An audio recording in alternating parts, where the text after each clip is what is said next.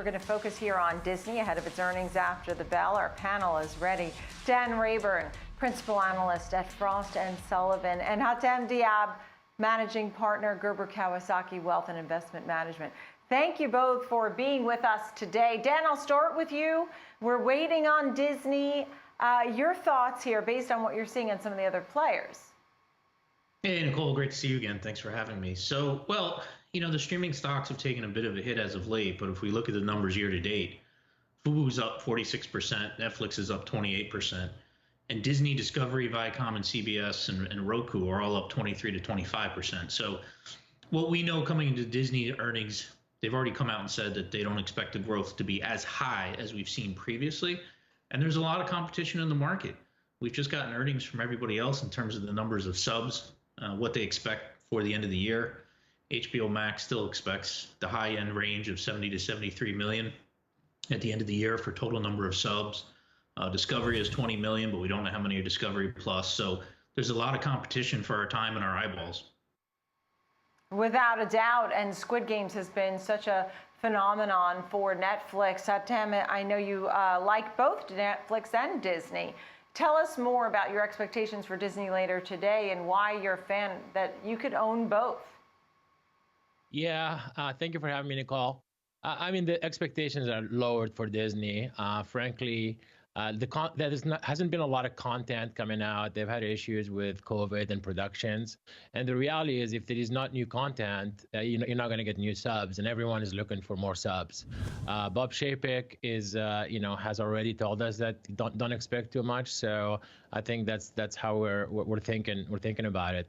As for Netflix, I mean, Squid Game tells it all, right? The foreign strategy is paying off tremendously. They rewrote the book on strategy around streaming by really finding amazing content makers across the globe and making content that everyone across the world loves. Squid Game was a number show in 94 countries. It's just insane how well they're doing. So for us, Netflix #1, Disney remains to be seen what they can do. Yeah, and I think you make a great point here. Dan, as we take a look, right, Hatem's making a great point about Squid Games. Obviously, that takes over. And they waited a few years to put that out. I guess it was all about timing. What are your thoughts, Dan? I mean, I know you know that Comcast lost pay TV customers. It's not all good news across the board. How do you stack them up here?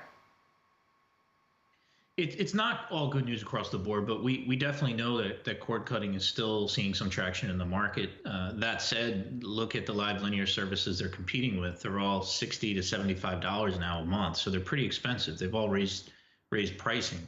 If we look at what Netflix is projecting for Q4, it's pretty strong. They're saying they're going to have about 8.5, or they're projecting they'll have 8.5 million net new paid ads. That's a lot for the quarter, and that would be good for Netflix. I think Netflix is still. We sort of talk about them all the time as competition from Disney's and others, but they're still the champion in the market. They do this at scale. They have more data and analytics than anybody else of what we want to watch and how we want to watch it. They're moving into interesting things like we've seen with the game side. So I think Netflix is still the king here. Tell me about, Dan, quickly on Fubo. When I checked right before it came out to the show, Fubo was down about 17%. Would you be a buyer there?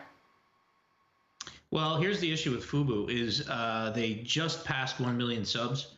So they closed Q3. They did earnings yesterday. They closed Q3 with just under 1 million subs. But since the end of Q3, they now have 1 million subs. The issue there is their net loss last quarter alone was about $105 million. So I would not be a buyer. Not that I recommend stocks or stock picks, right? That's not what I do. But no, I would not put my own personal money into them because I don't see how they ever make money at the rate they're going.